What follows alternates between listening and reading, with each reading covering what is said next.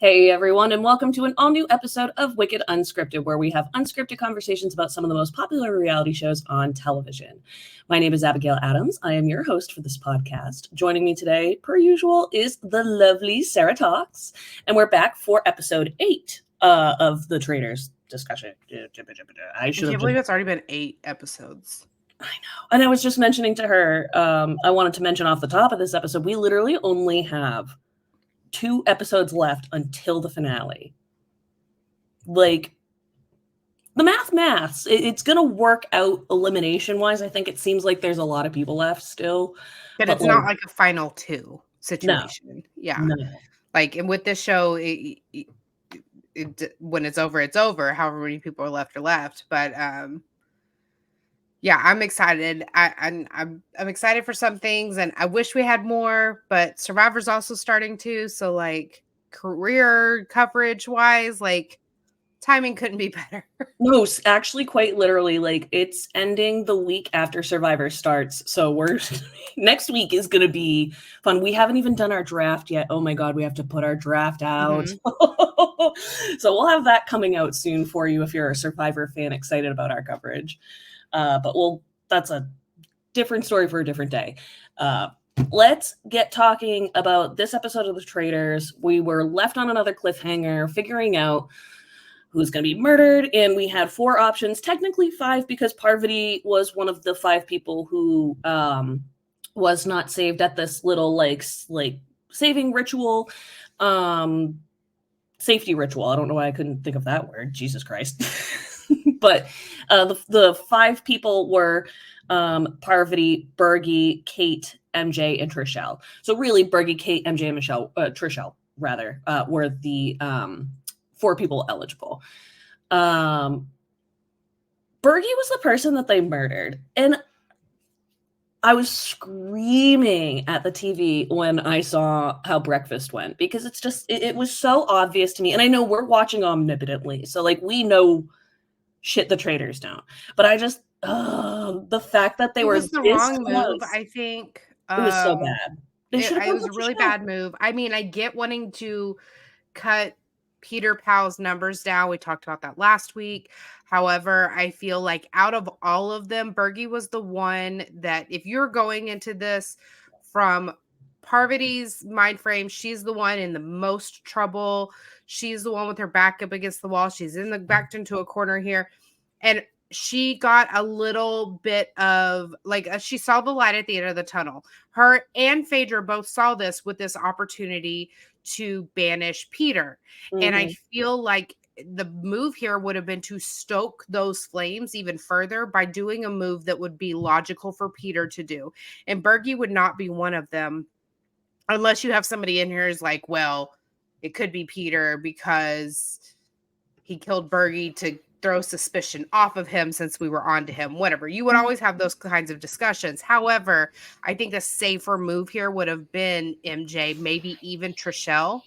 And it was just not our Burgalicious, you know? I'm having a technical issue.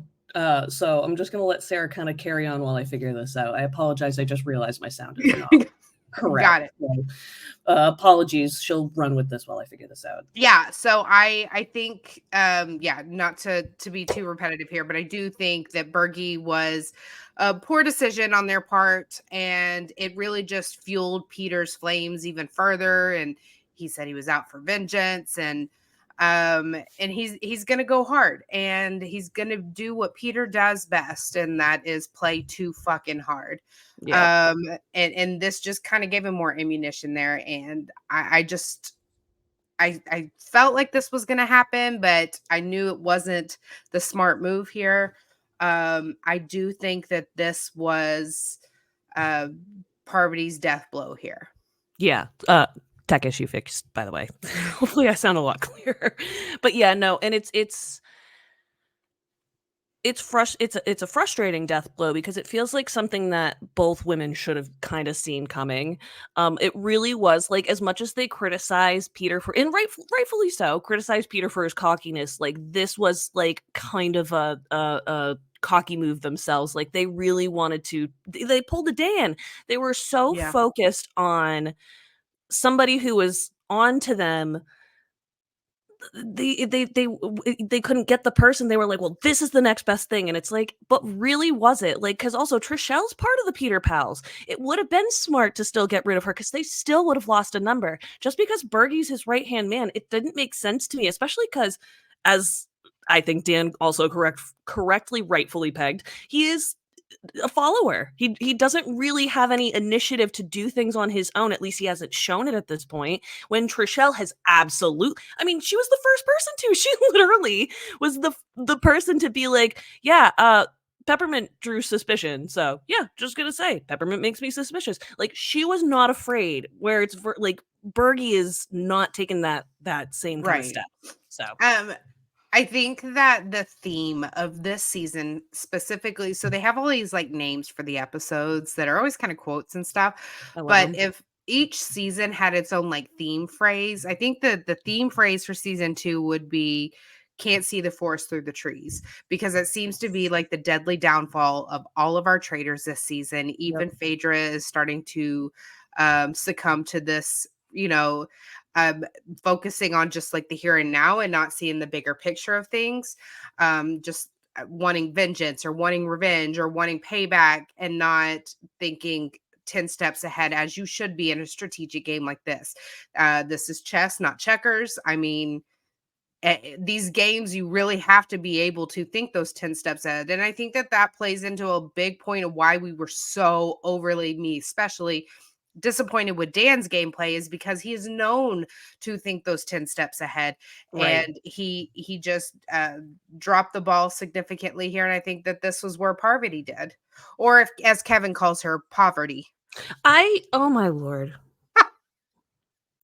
I have said this since Parvati season was actually the first season I watched all the way through of Survivor. I got in late, and then so I know that's hilarious. She's got a little special place in my heart. Her, Jonathan Penner, Yul Kwan, Ozzy, like all of them. That's one of my favorites. It's a great season. And it's been one of the things where I've been like, it's not hard. She literally got on to Fans versus Favorites. And when they did the tribe swap, one of the fans literally called Parvati poverty. And I'm like, are you actually a fan, Jason? Because this is the same guy, if anybody knows. I would understand if it was a slip of the tongue in one sentence, but throughout the whole episode, it was really bad. Well, this is the same guy who also said that he thought an immunity idol was a stick. Yeah. So like this guy was not picking up on it no matter what. He was you and I both, like, our blooper reel could go on for hours and hours. So we have like those vocab slips, but no, he just outright says it wrong the whole time. Yeah. The R, he puts the R in the wrong spot. It's Parvati, not Pavarti. You want like Pavarti? Is that what he's trying to say? It's not Pavarti. No, he's straight up saying poverty. Yeah, it's like, yeah. I try to give him grace. I mean, you're not wrong, but you're not. No. Yeah, you are very correct. And it's every time I hear it, I just like scream, Parvati! Anyways. But anyway, yeah, I think that this was, I feel like she really could have gotten out of it this week.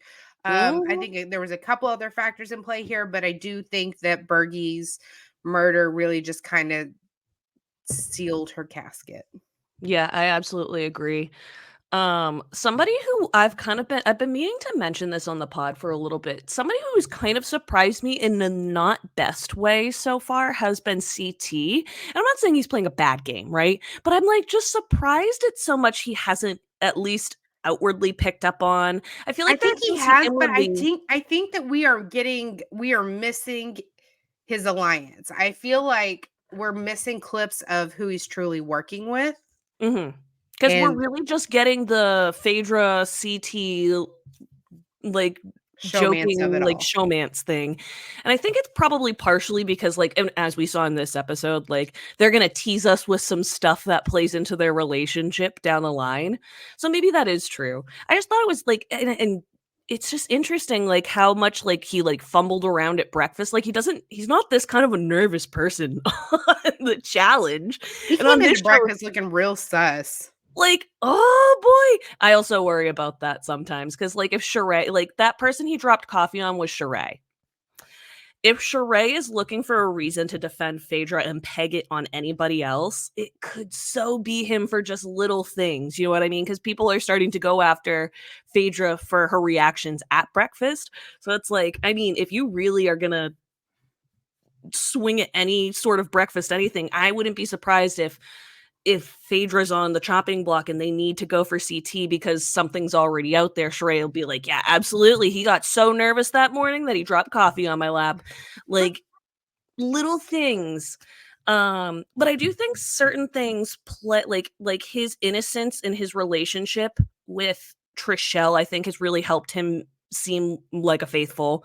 I think really my criticism is not that he doesn't come off as a faithful, but more that, like, I'm just surprised he's not doing more sniffing out of the traitors. I just thought he'd be like super like excited and like just Gung ho. yeah, like just kind of like pushing so hard for people, and it feels like he's taking a back seat almost. I'd The expect only him to thing take I can think driver's of is that he's just trying to let his name die down some because his name was thrown out there so much early on. it So was, and he's not frivolously being too. inactive. He's not pulling a Dan to being too quiet, but he's also doesn't want, and I'm just guessing here, want to play too hard or come off too strong because there are so many people left in the game that were throwing his name out so much. Well, if that is the way he is playing, which I'm not arguing, I actually think that could very much be at the large part, if not the entire thing. Kudos for him because it's very hard to walk that line, and he's walking it impeccably right now, at least from Mhm. what we're seeing. So it's like, keep going. I mean, if you can keep It's playing this, working. His name is getting brought up less and less. So it's wild. So, and I actually thought he'd be one of the early people like Bananas, where it'd just be like, yeah, there's no way CT is getting to yeah. final 10, which is what we're at right now. And guess where he is? The final 10. That's actually one of the biggest names that is a big surprise to me, is that is still sitting at this round table. I'm very curious to see where his relationship goes, especially because they have been playing up his relationship with Phaedra so much. Speaking of Phaedra, she is in trouble. She is all of a sudden in trouble. She has been skating for 6.5, no, This was seven and this a half was weird episodes. though. Can we Six, just six get and a half. this was weird because Trishelle made it very clear at the end of the round table. Oh, Dan said Phaedra's name. That means Phaedra's a traitor, right? And it was just like a light bulb moment for her. And she kind of simmered in it for an episode or two. But then now when she's talking about it is that she's had her clock since day one. She has notes on her. When we all know, let's be honest here, the only thing anyone has on Phaedra is that Dan set her. Trishelle's right on the money for that. Absolutely. But Phaedra's reactions are not unique in that she's the only one that reacts that way at breakfast. Her voting habits are not unique. Her patterns at the round table are not unique or specific to her. So really the only clear evidence that should be in anyone's notebook would be that Dan pointed out. That would be enough for me because Trishelle is right that it was time to feed the faithfuls. And if Dan knew his back was against the wall, he knew he needed to get them to vote a traitor out. And that would be enough to fully convince me that Phaedra was a traitor. But this was weird. I don't know if this was production pushed or what it was, but this like she's been keeping notes on her that she's trying to sell this. Like it that just whole thing seemed very inauthentic to me. I don't know. I think it seemed I She's found not been authenticity. suspecting her since day one. No, I will argue, I definitely say that, but I think she has been suspicious, didn't have anything that she actually could peg it on, but because she felt suspicion, she's just like, I knew since day one, I've been taking, and it's like, I That's the fogged out part that probably just half her the whole house on day one, so like, I I don't don't. I don't think Trishelle did a good job at selling this here. I don't think she Correct. did a good job at conveying her case. Correct. And really her star evidence, piece of evidence here, the smoking gun is the Dan thing. And I think if she had just stopped there, and then really harped on, like, I fully accept that Parvati might be a traitor, could be a traitor, is probably likely a traitor. Right. However, she has no one to back her at the round table, whereas Phaedra has a ton of numbers, and they're not going anywhere. Phaedra's numbers are not going anywhere. So while we have the numbers to take out Phaedra, where before more of us get killed, then we should take that shot. Because even then, Phaedra's numbers, her Bravo people will still vote Parvati out. And I think that is the part that Trishelle was not doing a good job selling or conveying to the non-competitive reality stars. And it's really like a missed opportunity here because she has a shield. She got spared being murdered the night before when she absolutely 110% should have been the person getting murdered. Mm-hmm. It like, but I think I do think she did well. I think just what her big mistake was trying to do too much, in my opinion. Like, I think to your point, she really like, I was rewatching it. I think it was last night, and she was like, I'm gonna like build my case and I'm gonna start with like my weakest evidence and build up. It's like, no, that is actually not, first of all, not how you should build any argument. You should not start with your weakest and be like, but here's my best point at the end. You can't just sell it like that. You have to start with the best and then provide the supporting evidence underneath. Mm-hmm. And I think that was one of her biggest flaws, because I'm not saying it would have changed anything, but I genuinely do wonder if opinions would have been a little bit different had she started with like, this was the biggest red flag to me, and then it made me start thinking about blah blah blah blah blah, rather than, oh, I knew it on day one and it sold me on Dan. It's like, just build it the other way, build it At backward. the end of the day, I do think that the votes are there, and there are enough people that are on board with banishing Phaedra, and think that she is a traitor. However, those votes I think that the point that they were missing were how much harder it's going to be to get Phaedra out later on. That she is more critical of a target now than Parvati. Yep. And I think she voiced that to the Peter Pals very well. But when it came to the round table, But she it muddied wasn't it that. up. She Well, muddied it right. up. She did Totally. say that, but then she Totally. diluted it with, oh my gosh, I'm so sorry, allergies. Oh, you're good. I absolutely agree with that, though. It was like when she was with, I actually feel like she was more firm when she was with her alliance. And I mean, that's understandable because she's much more trusting of that group. She doesn't want to, like, if she doesn't think anybody's a traitor, she's not afraid of stepping on a couple toes to be like, no, this is my point. Versus at the round table, if you step on the wrong toe, you're dead, you're done. Yeah. So, like, I do get certain portions of her caution. I just think that she didn't exercise that caution Like the this, way and I y'all know think I would have love been a the best way. metaphor and an example, but like if I am really upset with Mr. Talks about something, I can't even think of it, but He stepped on your toe. I'm just livid. I asked him to do something, and Oh, okay. I really needed him to do that thing so I could do something else that was more important. And I asked him for help. If I come home and convey to him that, yes, I'm upset because I needed to do this thing, so I asked you to do this thing. But then I just start throwing in there, but you never do this, and you also never do this, and then there was this thing that you did last Thursday. Like, he's going to miss the point. He's going to miss the primary reason why I'm upset, because I'm just throwing in all this extra shit. And I think that is, according to the edit, we don't know the full context. I'm sure a lot of this conversation was cut out, but the fact of the matter is this conversation could have been an email. So I feel like even the edited down version that we saw was still too much. Mm-hmm. And it got too messy and gave people time to, they walked on. I'm so sorry, guys. My allergies are kicking my ass. So if y'all hear me sniffle, sneeze, whatever, go on, just please ignore. Life is life, but really. I feel like if she had just said like, hey, this is why, then then it would have sold better. And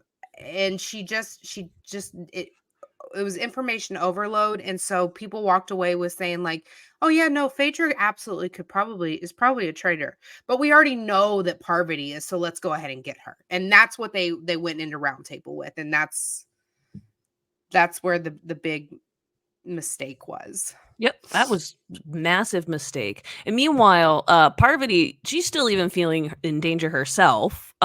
She's doing her own set of damage control. Well, I wouldn't even phrase it like that, actually. Let me rewind, 'cause there was no damage control being done on Phaedra's part.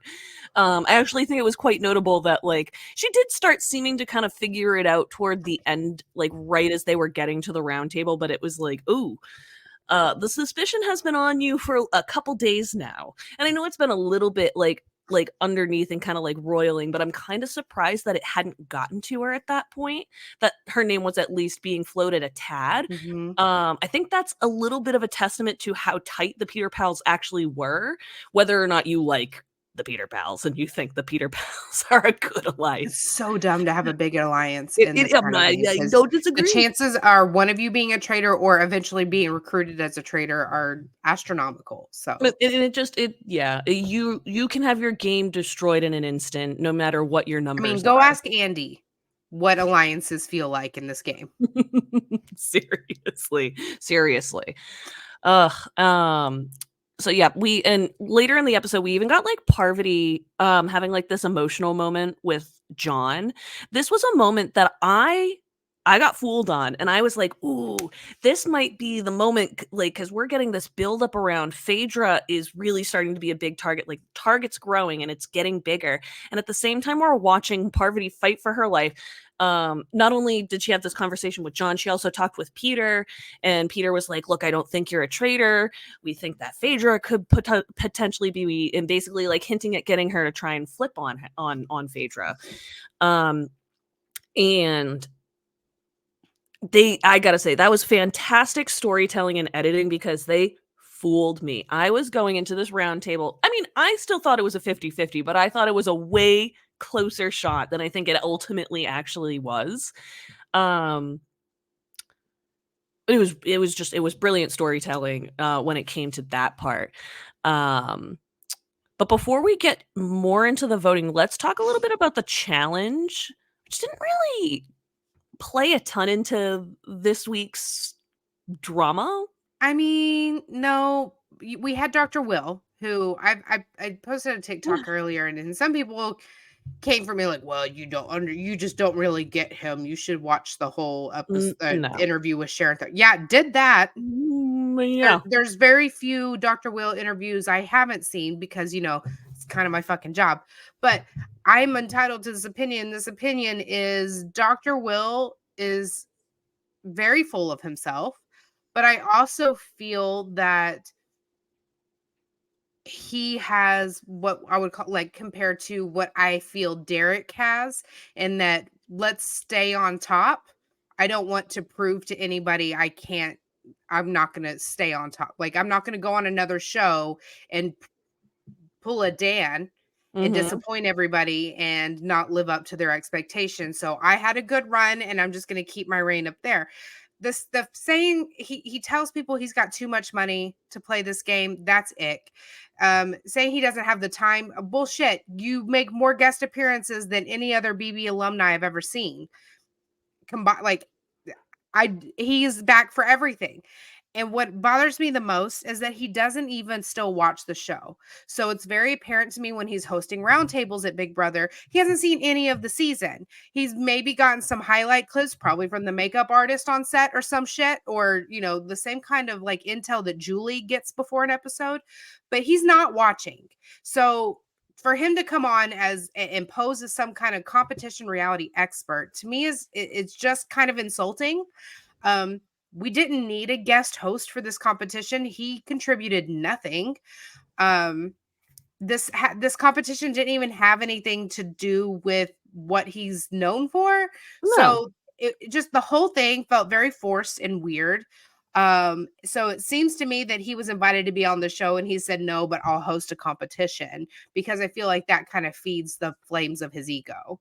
And I think that ultimately proves the point that that, and this is my own opinion, just being fair, this isn't necessary. I just think it proves the point that he really doesn't want to ruin his reputation and run the risk of not winning a thing and disappointing fans. I don't even think for him it's about disappointing fans. I think it's about disappointing his own ego. Exactly. I was don't think being he gives a nice. shit about what fans But, actually like, think. my biggest problem with all of this Maybe too a little. is that, like, you can just say that. You can say, "I make too much money," or "I'm too busy," whatever. Just say that.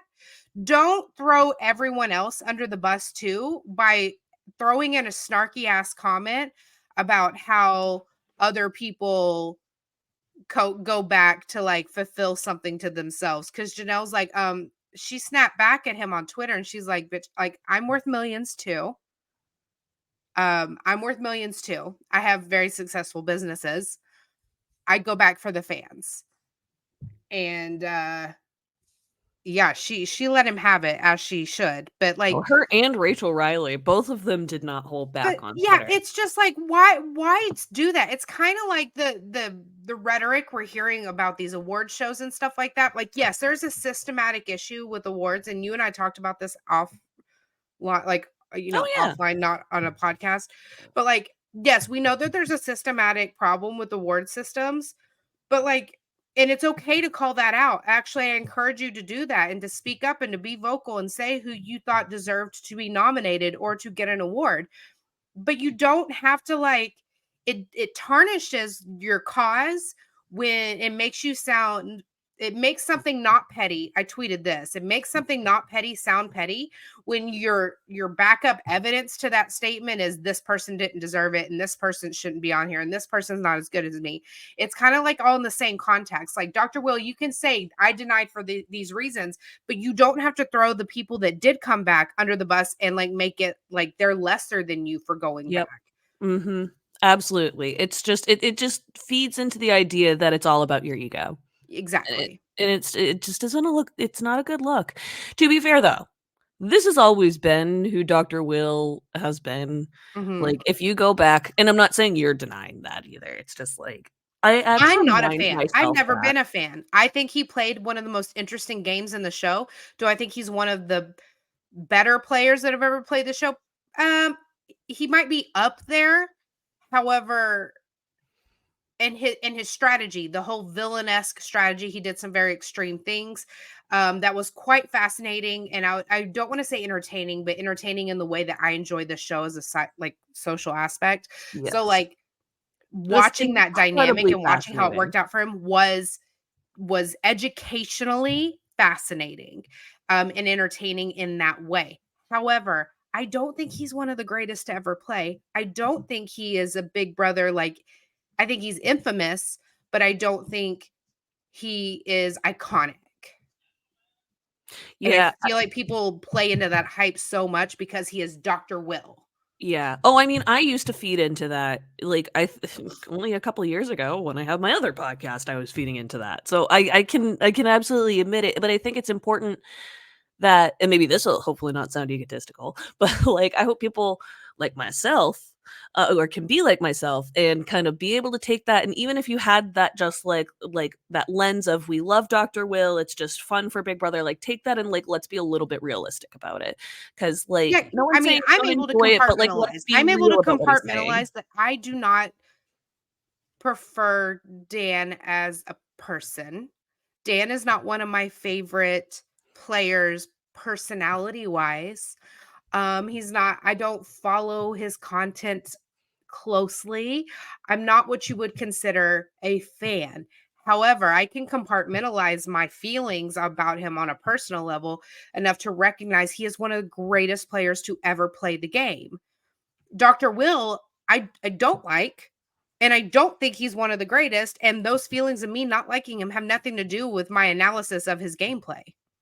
Yep, absolutely. And I think it's important that we can be able to separate those things. You know Yeah, what I there's mean? plenty of players out there that I feel played a great game that I don't like, and there's plenty of players out there that I absolutely fucking adore but played a terrible game. So, like, I they're have two many different more of those. mindsets for me in my coverage, and I just don't. Anyway, bringing it back to Traitors, I feel like his appearance here was absolutely unnecessary, and it was just it didn't contribute anything to the episode, And I just feel like it was an ego play. Well, and I feel like the fact that they didn't even tease us on that last week, it just made it a total, like, it was a massive Meh. L. Like, Yeah. why not at least, if it's gonna be a big nothing burger when we watch, at least get us hyped up. At Right. least get us hyped up. It shouldn't just, like, randomly appear and then we're disappointed. If you're gonna randomly appear, you better, like, do something impressive, or else, like, the best he did was give us the little window meme. That's about it. All that to say, I do love the creepy cabin. It was my favorite episode last season. My favorite episode last season was in season 1. The creepy cabin episode was also when we got a recruitment. We got a recruitment.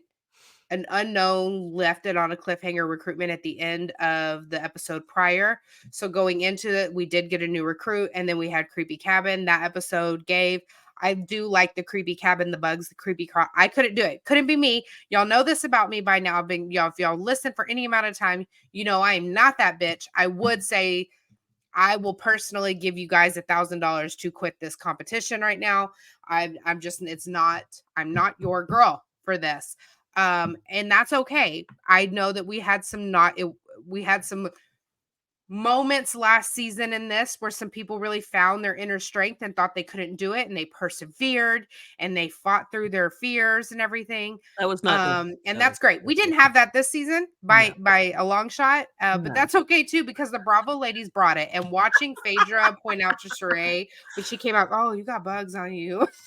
Oh my And the god. dance that she was doing to get them off. Oh, I was here The for only it. thing I'll say that did, and it's not that I was frustrated at the game or anything, it was just like, I was a little frustrated with them when they were all like, "I'm out," and Kevin's like, "Help? Mhm. I can't communicate and hold the lights," and I mean, so I'm not saying like, "Oh, Kevin was so," it's just like, I get his frustration. Like, I was like, "Ugh, that planning I'm was not sorry. good." It would be different if only the creepy crawlies were in the tunnels. I would volunteer to do lights, but Kate clocked it, and that trap door that was releasing bugs onto whoever's working the nope. Nope, nope, nope. And you're like, oh, Sarah, they were just fuck that. Anything in quantities more than 10 and that are smaller than my hand, I'm not going to do. I'm not your girl. Can't do it. And I feed mealworms and crickets to the lizard every fucking day. But that's different. It is different when they're falling on you, because they could get into Yep. everywhere. And I'm not, I don't blame them. I don't blame them. No. I would say, fuck you, Kevin. I'm out. I'll see you at the castle. Yeah, this was a very different style than the creepy cabin we had last season. Like, last season, there was, like, a whole puzzle component, and this time And it only half was, of the people got exposed to creepy crawlies. yes, and this time it was pretty much everybody, because Yeah. even when you went in the tunnels, you had to go deal with rats and mice and all that fun stuff. Um Oh my god, did you see the frog? Ooh, Yep, yep, yep, yep. Um So this mission, unlike last season, was like an escape room where you had to. I mean, it was similar in escape room form, but part of the team went through the tunnels looking for a bunch of gold, while the other members of the team were supposedly I don't know what half the team was really doing in that escape room. Some of them were just standing there, and I just don't know why. Like, you didn't need that many people in the main room. You really only needed, if I remember, like 2. Maybe 3 if you wanted to rotate Yeah. people, like, if you wanted to have an extra person to rotate and, like, somebody can get to shake the bugs off or what. And even if you wanted to have 4 people and you have 2 people to shake the bugs off for a little bit, totally get it. But, like, it was just, like, there was no purpose for everybody being there, and it just became It an seemed a little absolute shit show. messy It and was kind of hard to messy. follow. Yeah. Um, but Oh, it I was mean, incredibly hard. it was giving Five Nights at Freddy's with the power conservation and the turning the lights on and off. And um, I'm sorry, I'm dying over here. You're so fine. Carry on. So Trishelle ended up getting the shield, and one of the, like, big moments here was that, CT not only found it and, like, didn't find it for her, but he came across it first. He was just like, "Here you go. Take the shield." Knew that he had kind of screwed her the last week. He felt really bad. He wanted to prove his loyalty to her. I think that's really big as a faithful, to make sure that he is, like, and I think Trishelle's looking at it more about friendship, but I think in general that's a really good move to prove faithfulness to the group. I mean, after her reaction from the week before, if I was CT, I'd be giving her all the shields. Oh, totally. And I do love that once again, they decided as their little group that they weren't going to tell the rest of the group who got the shield. I believe it was like Peter and John are the only people I want to say that know. Can't remember. I want to say that was right. I didn't write that down specifically. So everybody, not everybody, everybody but 4 people got out. MJ didn't get out. Sheree didn't get out. Phaedra didn't get out. Kate didn't get out. But John did. Trishelle did. Parvati, Peter, Kevin, Sandra, and CT. CT had that little moment where he was like, "Oh, there's a snake in my pants." I love that. That was a fun moment. I loved that. He is really good with those kinds of like just fun little moments. He always throws those in there, whether it's his confessionals or these moments where he just like fucks around and he's just like, "Oh, gold in my pants." Like, just it's nice. He's a nice little piece of comic relief. I mean, I don't think we're in short supply of comic relief, to be fair, but I love it coming from him. I'm very happy with all like every episode we get a CT moment, and I love them all. Yeah. I mean, we really have talked about just about everything leading up to the round table. Yeah. So round table was traitor versus traitor. It was Parvati versus Phaedra, and there was no getting out of there with that. But Parvati, it was Parvati accusers versus Phaedra accusers. Correct. That was a big dynamic. It wasn't Dan, like Dan accused Parvati. It was a different dynamic that we saw. So it kicks off with, they're talking the case for Parvati's got to go. But then who chimed in first with the Phaedra accusation? Oh, it was 100% Trishelle. Trishelle was like, let's get going. I've got all my shit. Yes. And that's when she was like, I'm going to start with my weakest argument and then go to my strongest. It's like, why did we go in that order? I will say that till the day I die. Probably a really detrimental mistake. I think she could have swayed, like, because the vote ended up being 7-4, right? I think she could have swayed it potentially the other way if she had formed her arguments correctly. I feel like, and what surprised me a lot with Sandra here, because I feel like, and this is another piece that like tells me that Trishelle didn't take the right angle approach with this, because if she would have taken the numbers, it's harder to get Phaedra out later on than versus now. And if she would have like stuck with that, I feel like Sandra could have understand that. Oh yeah, and she would have had her for sure there. I think that Peter has potential to be influenced in that way. And if he would have seen that logic, then he could have gotten John and possibly even Kevin on board. But like Kevin kind of talked about the eye twitching. He went in on Phaedra. Kevin was on board. He was voted for Phaedra. But I'm saying that that group was kind of, I think the Johns and all, they were kind of all locked in with Parvati. Yep. So I feel like there were some missed opportunities here. But yeah, I mean, I thought it was quite hilarious though that this all really blew up in Peter's face.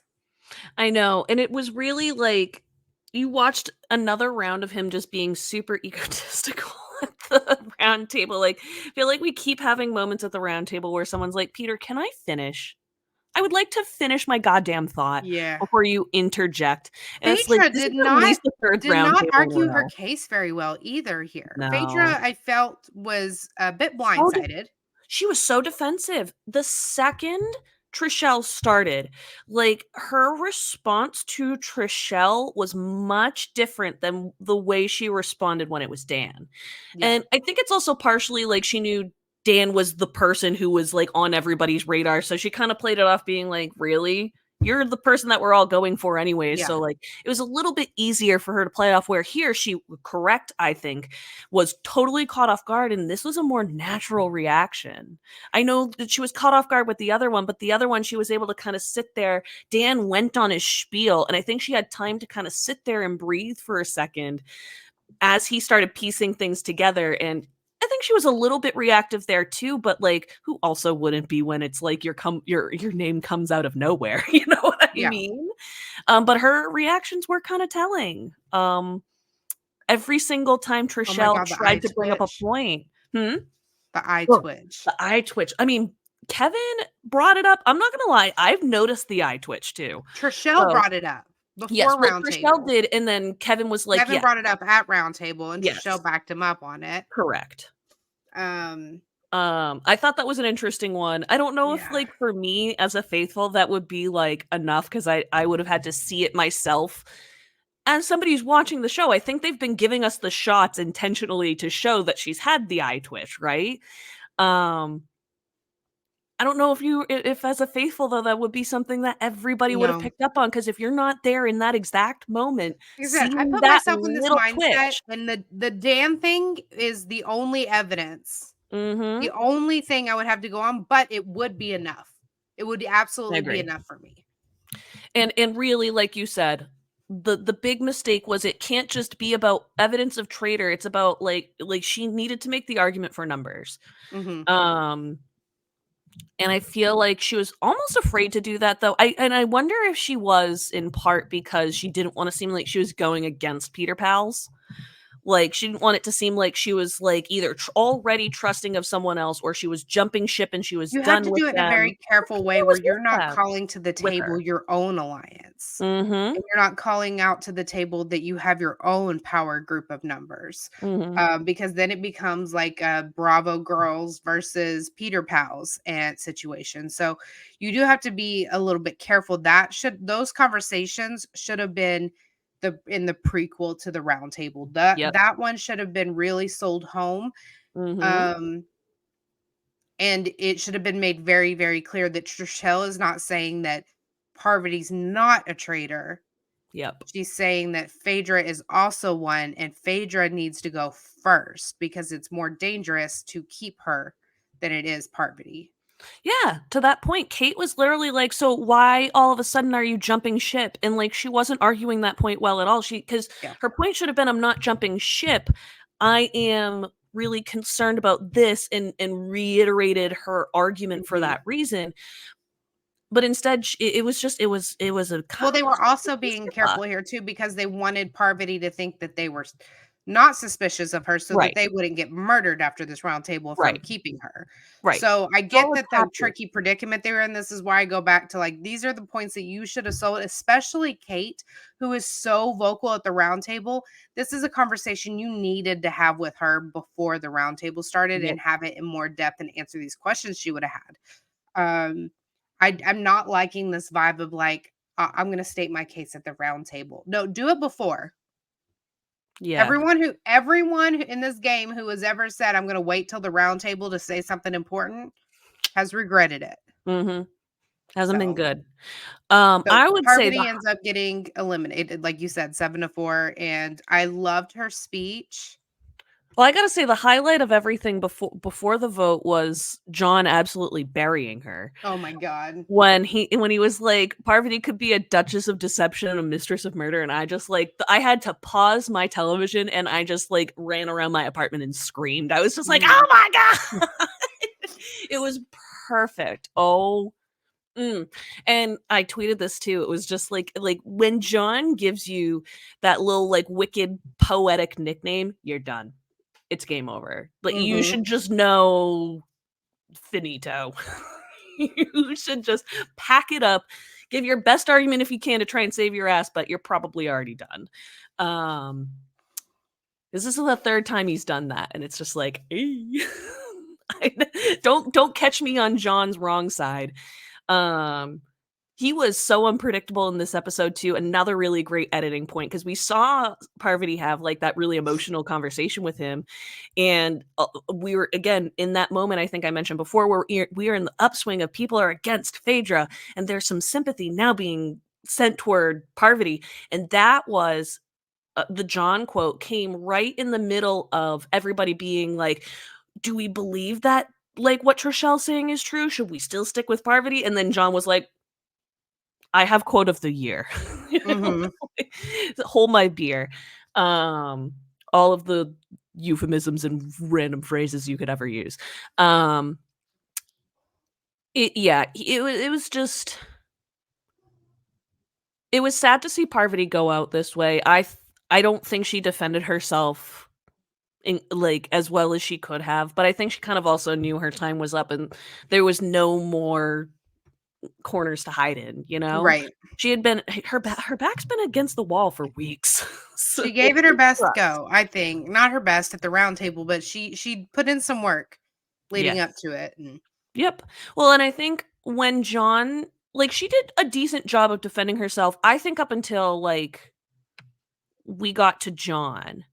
And I think partially, I like, think the John thing caught her off guard. yep. I think that's where she kind of got herself flustered and we saw more of her, like, not true colors in a bad way, but it was just the More traitor authentic mask self. started slipping a little bit, just like when Trishelle called out Phaedra's mask started slipping a little. It's not that they couldn't catch them, but it was enough to make the mask slip enough for people to be kind of like, "Oop." I mean, Um, overall, the Traitors are just not doing very well this season. They no, started off really strong, but bad. It shouldn't be hard to be a traitor either. It actually really shouldn't be this hard. Well, it shouldn't, I'll rephrase it. It's not that it shouldn't be hard, but it shouldn't be this to this level where it's like we're looking at possibly like having our second recruit. Well, I guess it's not second, it's only our first, but like um second recruited person being our potential last traitor. It'd yeah. just be wild. Be wild. I know it's early in the series, but like it's just crazy to think that you could get to the final and potentially like how could you get to the final without having a traitor? Yeah. Like I figured yes, but it's just kind of like my brain gets boggled. Like I'd love to see how that would play out, where they're all just like it's like the Spider-Man like gif or meme where it's just like the guns pointed at each other. It's Yeah. like no, but you're all faithful. Well, I mean, yeah, it's kind of the whole point. That's what makes the finales so great. It'll be fun. So obviously Phaedra's like, I'm all alone, and she goes to the turret by herself. Alan joins her, and no surprise to anyone, like you have the opportunity to recruit. But this time they did play in the death sentence that we Yay! talked about with the last recruitment. I I didn't like it don't then. love this. I like it better in this situation compared to the last situation. I don't like it when there are 2 people left because or like 2 traitors left because I feel like that's too much power. I mean, I I don't get it and know. I don't, but I think. I like it better with 1 person when it's literally like, "I'm the only traitor left." Ba ba ba. I mean, you don't wanna miss again, and I think that Phaedra had no hesitation, there was no cliffhanger, she said, "Kate. Oh, yeah, she I wanna recruit Kate." I wanna And know your we thoughts on all that know too. Kate's gonna accept. Kate's been wanting to play as a traitor, she was disappointed when she got brought back and wasn't made a traitor. Kate wants to be a traitor. Um, so, yep, this is it. They take this dungeon thing, I mean, so Traitors Camp, and which I'm here for. So funny. Um, This is the level and of camp Kate we is look the for. perfect person to give in this moment. Absolutely. Like, I politely would like to ask Big Brother, and I'm gonna look at Big Brother like I looked at Peacock. I would like Big Brother to take note. This is the level of camp we're looking for. Mhm. You have gone from the level I'd say this is like a 6 or a 7 depending on the episode, and that's good. We live for it when it's well done, when it's added into the story, when it flows. Sometimes it's a Or little it gives us clunky. good moments. If we wanna Absolutely. make this analogy, like, Yes. I don't the wedgies, Not I fun. didn't need the wedgies. I didn't Mm-mm. need the fart a later meter thing, right? But the That didn't guess even my entertain me fart as a game. kid. When I was a But younger person, that wasn't even like, "Oh," it was yeah, just yeah. like, "Okay." But one of the campiest but greatest competitions in Big Brother history would be the food competition where they had to soak up the oil or the Yes. butter Yep. because it gave us so many funny moments and it made the competition more challenging whilst being funny. That's the whole point. It is So really I and, don't like mind a dungeon. I don't mind, no, Fergus done is right. always giving. He just adds so much without saying a single word, and I think that's such a talent in itself. Um, but then for Kate to go in there and just be like so totally Kate in a I love dungeon. it. Oh, it's the perfect choice to be able to have, like, it's just like you couldn't have asked for anything better. Yeah. But I wanna know what you think. So do you think Kate was a good choice or a bad choice? Kate Like was the perfect choice. okay, yeah, I Kate was agree. the perfect choice because I don't think that there's anything Kate could do, react, or say outside at breakfast during competitions that would send off any red flags with anybody because Kate's been so unpredictable and unabashedly Kate since she showed up to the castle. So there would be no change in behavior for her. There would be nothing to set up any kind of red flags. What we do know is that all eyes are going to be on Phaedra next week, but then they're going to be at a complete loss. If anything, Peter's name's probably still at the round table. Because they are finding his more and more like his activities so suspicious. So again, like I feel like Phaedra's still in trouble. She's not out of hot water. Oh, no. I think I'm gonna go on record here. I think Kate might go completely undetected through the finale and win the whole thing. Um, I think I But she is so mostly unpredictable. So she agree. might come out of this looking super sus, like and acting weird, but like not in a Kate Right. weird way. I think if she just keeps acting the way she's been acting, she could win the whole thing. Oh, totally. I think the only reason that she wouldn't, even if she stays playing this whole way, is if she just gets to Final Four, she's she can't have Phaedra with her. Like, at some point, Mhm. one of them has to understand that the other has to go, because if they're in Final Four, Final 5 together when they have to go to I don't the think Phaedra makes it to the end. I don't disagree either, but I'm just saying if for some reason the target flies off of Phaedra's back, Kate still kind of has to consider whether or not it'd be smart for Phaedra to be there in the end with her, because if they're there together, that's going to draw a ton of suspicion. Yeah. Um, that's the fun part of this, is that there are so many variables that come to both being a faithful and being a traitor. Um, that's my biggest concern, not for Kate, just in general. Like, it's like for the traders. If the traders want to win the game, they can't go together. They cannot Mhm. be in that final together, in my opinion. And this is all under the assumption that Kate has accepted. We don't even know yet. We're just like running under the assumption Okay. because I yeah, will go on record. You can play this back. We'll play this sound clip. I can't actually play sound clips. I figured that out that it's because I have a MacBook. But anyway, um, you can quote me. Kate will accept this traders, and she will outlast Phaedra. Um, Also, we want to keep in mind that they are still thinking that there is another traitor because this yep. whole time, the whole castle has assumed and believed that 3 people were picked and 1 person was recruited. So they've Hmm. had 4, and for every recruitment that they had or didn't have, they believe that there is another traitor among them. I love it. I live for it.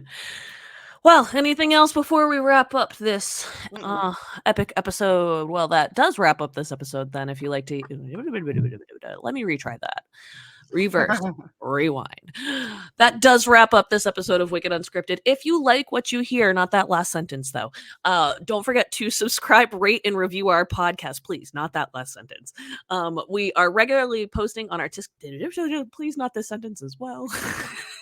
We're regularly posting on all the socials, all the things, the X/Twitter/Instagram/TikTok. Anyway, I I'm Sarah Talks appreciate it. Big Brother, Yep. or you can find me Sarah Talks, and it's Abigail Adams across all platforms. Check us out there.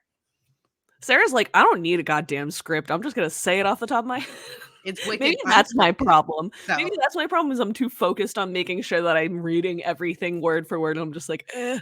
But anyways, if you want to ask us a question, share your thoughts, or leave us a tip, email the podcast at wickedunscriptedpod, P-O-D at gmail.com for more. If you're watching the video, you can see the email down below. That is wickedunscriptedpod, P-O-D at gmail.com for more. We are always looking for fresh and diverse voices to join the conversation. And with that, we'll see you next time. Bye. Bye.